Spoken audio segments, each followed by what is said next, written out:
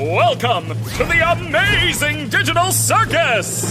My name is Kane. I'm your ringmaster, and I'm here to show you the most jaw-dropping, heart-stopping, mind-bending paraphernalia you've ever laid your eyes upon! Isn't that right, Bubble? That's right, Kane. I can't wait to see what you've got cooking up for today. Well, let's not waste any time. Let's get right into the show! Jingle and Super and Keener too. Rag up the decks and make house more woo. Day after day after day after day after day we fly. Hey everyone, it's me, Ice Game Boy, and welcome to something I always wanted to do since last year, but didn't have the time to. And that certain thing is to review every episode of the Amazing Digital Circus episode so far. And since episode 5 came out like just a month ago, and it's basically the newest one, might as well start reviewing every episode in this retrospective. I also got new avatar stills based off my Roblox avatar, and you guys can let me know in the comments if it looks good or not. I always loved the Amazing Digital Circus, and ever since it first came out in 2023, it's been one of the most iconic indie shows out there since maybe like Murder Jones or Meta Wonder season 1 and 2 probably. Anyways, enough rambling, time to get started with this retrospective of the Amazing Digital Circus.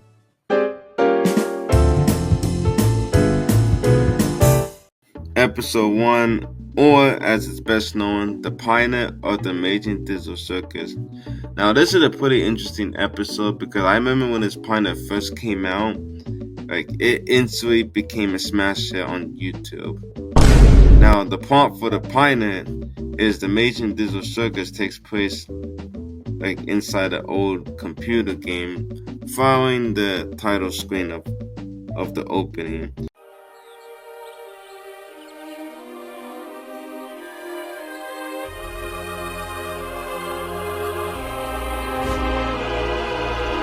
We are presented to the show by Kane, an AI ringmaster that takes the form of chattering teeth with crazy eyes and a body. Welcomes the viewers to the circus along with Bubbles, his AI companion. Damn, I can't pronounce that right.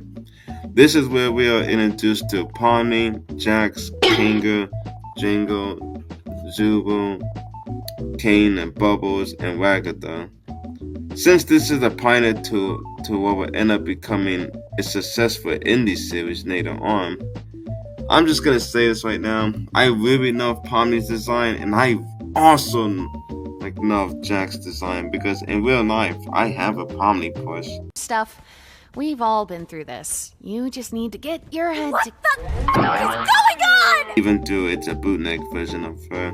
And I remember when this pilot first came out, when I first saw this pilot, it was one of the best animation pilots I've seen in a long time. Since Murder Jones. This introduced a lot of things that end up becoming a staple later on in the other episodes. It's pretty obvious that I think this episode is a good and interesting start to the show Amazing Digital Circus. And yeah, there's not. What else can I really say besides the story being pretty interesting and the characters being pretty cool of an introduction.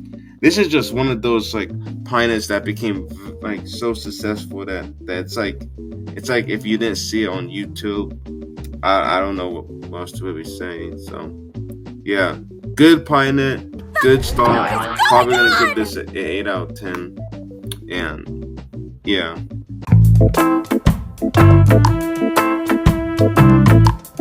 Episode 2, aka Candy Canon Kingdom, is the second episode of the Amazing Digital Circus, and it's another great episode. Just like the pilot, the episode begins with a scene of Pomni waking up in the middle of the tent, when suddenly she noticed her heart is beating very fast, despite not trying to make herself nervous or scared. and her arms starts to like, end up becoming extracted. Basically, it means like her arm starts to get like corrupted and disordered. Something like corrupted and disorienting. Pomni then falls into the cellar as she falls, and then there's like lots of different versions of, well, not lots of different versions, but it's like another version of Kane, Ragatha, and Jax, and they watch and taunt her. As the darkness evolves Pomni, the episode cuts to her waking up. She falls from her bed and glitches into a block in her room, which launches her upward. And then Ragatha then knocks on her door asking how she slept, when Pomni doesn't really respond with anything. Ragatha happily greets her and tells her about a new fun adventure that Kane has planned for this episode. And yeah, that's basically the summary of episode 2. Part here is pretty interesting because this is the first episode where the game goes on like an actual adventure trip rather than staying in the circus throughout the whole like episode.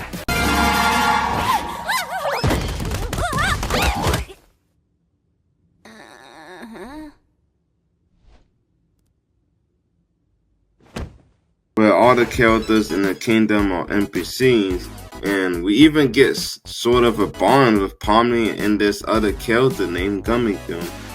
And yes, Gummigoo is a character that I hope comes back maybe in episode 6 or something. We need more Gummigoo.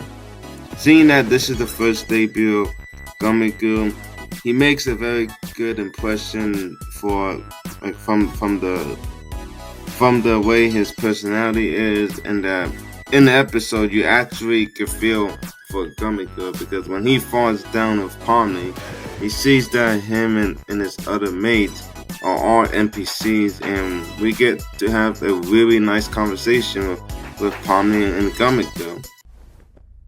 This may seem weird, but I think I know the feeling. Well, maybe not the exact feeling, but feeling like you're nothing is kind of normal.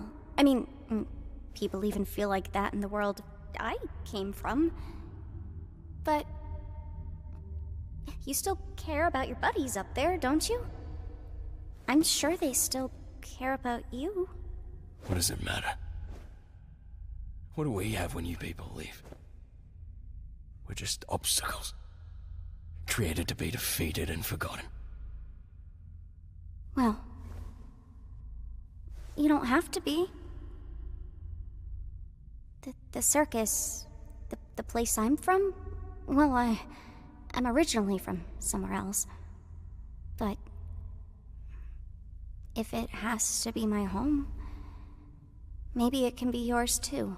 And I'm just gonna say this right now, I just fucking love this scene in the episode because it's emotional and deep as hell. Even the whole rest of the episode is a blast. It makes it feel like a crazy fun ride throughout the whole Candy Kingdom place. By the way, I just found out this trivia from the Amazing Digital Circus wiki that goes along with Gummigoo. Along with Pomni, like Gummigoo and Pomni are the only two characters that have discovered the test level. Similar to Pomni, Gummigoo's eyes change when under stress or panicking, glowing from solid white circles into wing shapes. Gummigoo pukes texture along with Pomni uses the same texture as the metal cap from Super Mario 64. Now that's pretty damn interesting, and I bet your ass that you didn't know about that trivia. So yeah, you learn something new every day, I guess. Anyways, episode 2 is an 8 out of 10, just like the first one, and it's just as good as its pilot. I'm worried about what that tape said earlier. I'm just gonna try going fast. Wait, Pomni!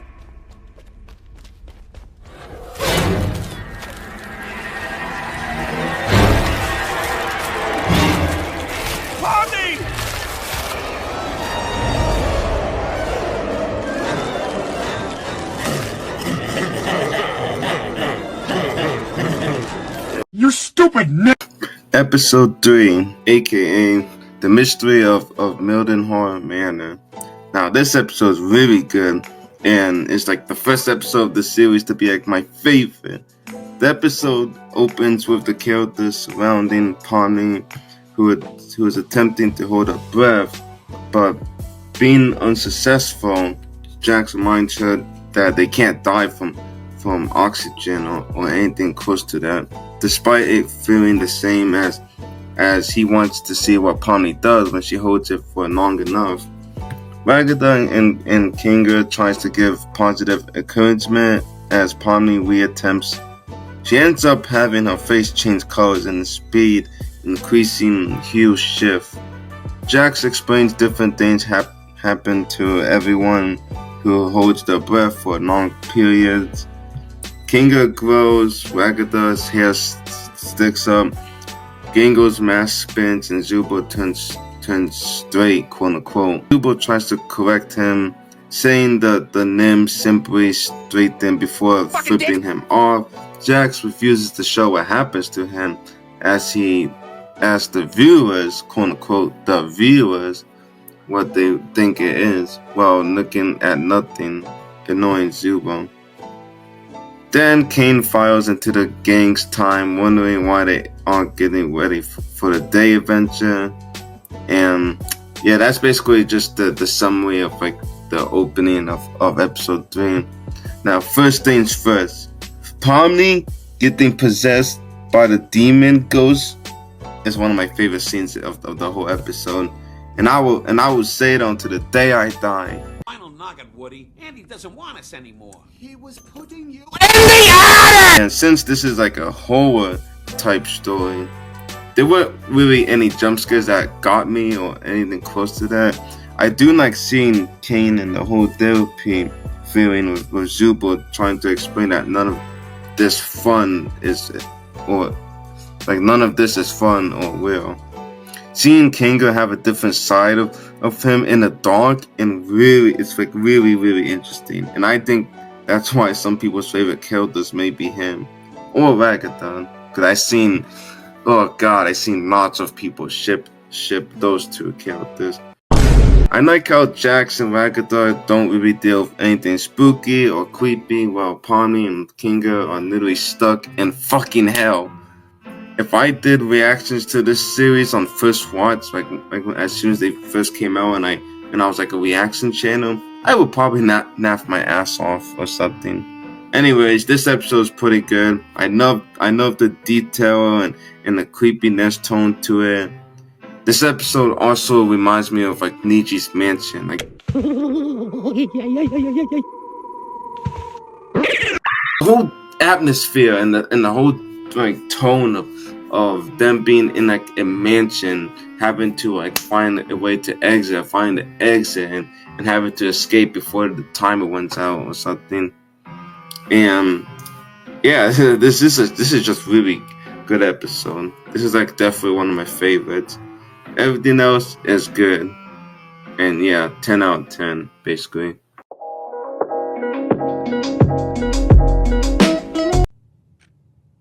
I am such a good.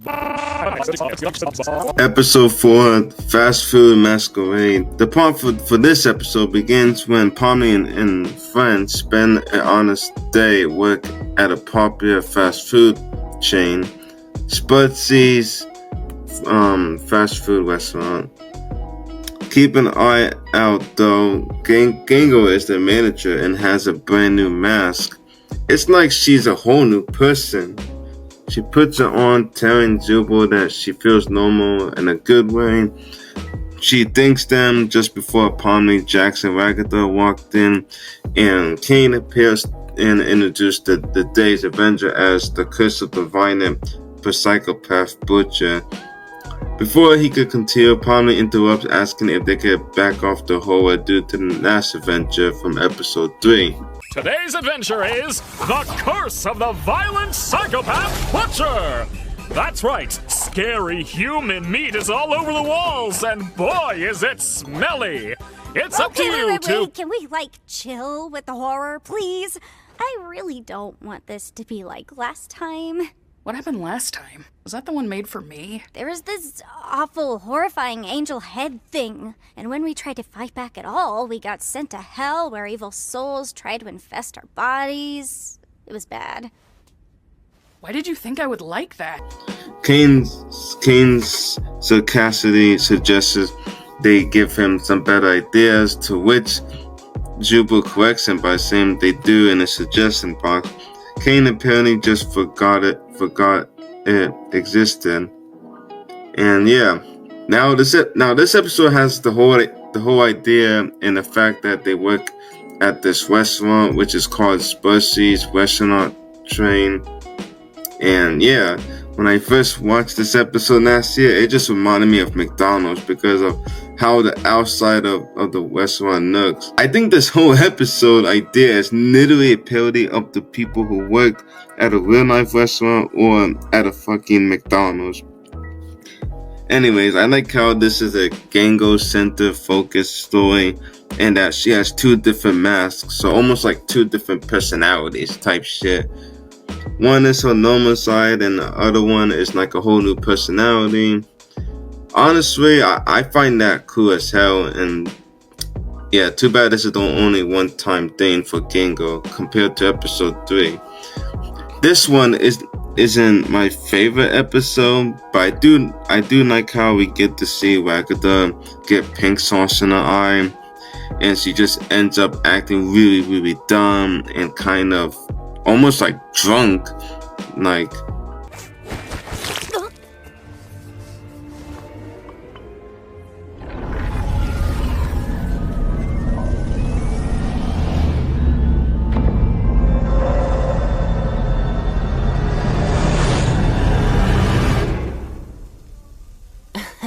I also love how we get to see Gummy Goo again.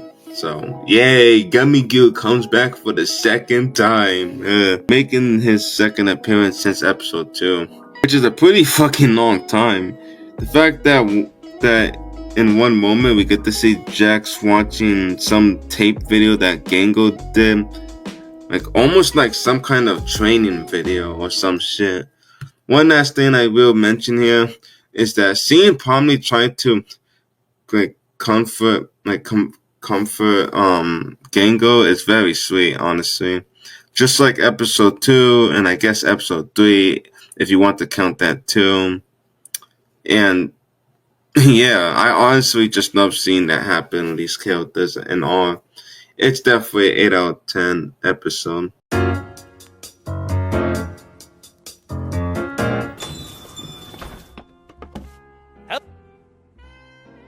What?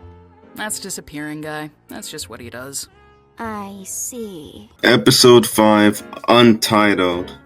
It's actually the name of the episode, Untitled.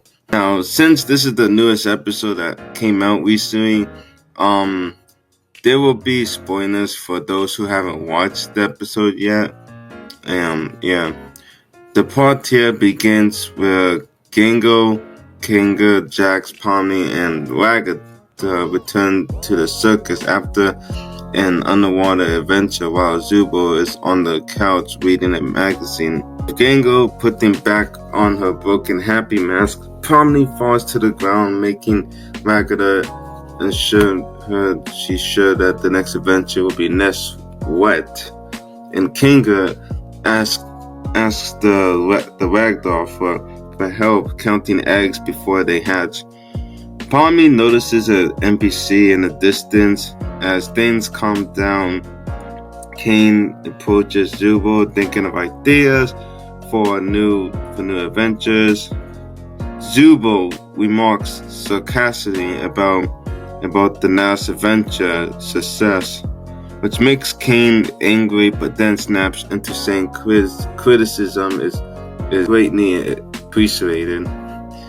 He then shifts focus to a pitch meeting, dragging everyone besides Zubo to the sofa where he presents new concepts for new adventures to the group. One is where they toured his magic chocolate factory. Willy Wonka. Light work, no reaction. Light work, no reaction. Ooh. Okay, it's got a little kick. and get killed by Vicious OSHA, Violence. Another one has the group survive in a post-apocalypse nuclear wasteland with a mean, telepathical talking dog. Now, this new episode is one of my second favorite episodes since episode 3, and for very good reasons too. I'm a New Zealand extremist, and I don't know what New Zealanders threaten people with. I decided to rewatch this episode 2 times because it's really that good of an episode. Like, I don't want to sit here and graze the hell out of this episode, but instead of it taking place in one certain area and only one place for the whole episode, this episode is like all over the place in a way, and it makes this film more like a real adventure. And I really love so much about some of the jokes and gags that's in this episode. Now, I do have some favorite moments in this one. There's like an anime style in one of the parts of the episodes, and then there's a moment where Jax turns into a maid outfit, in which one of my besties made a funny edit based off that one moment.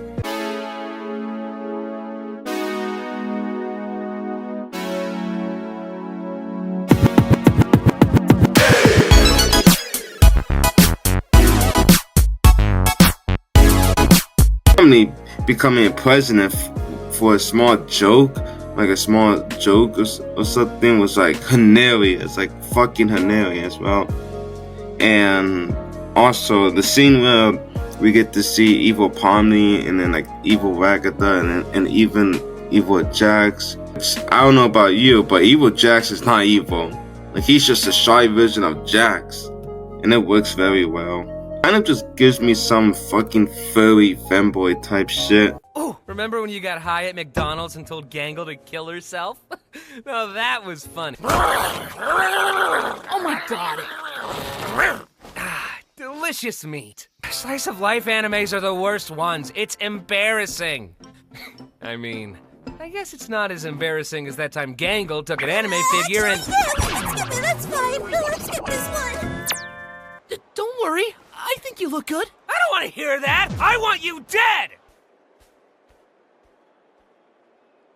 So, you wanna talk about that? I'm in a maid outfit. What do you think? But yeah, there's just too many good damn moments in this episode. Not to mention, Pomni in her baseball hat was very cute looking, which is why it's my profile picture on TikTok, because of that episode. Jax being scared of corn was just out of nowhere, but funny as hell.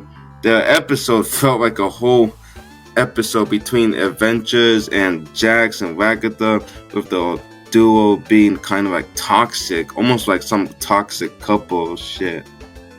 Anyways, this is the funniest episode in the whole series so far, and 10 out of 10. It's just too fucking good, honestly. Yes, I am looking forward to episode 6. That's a bad thing! Explain to Daddy Bubble how bad thing. I think that... Don't say that.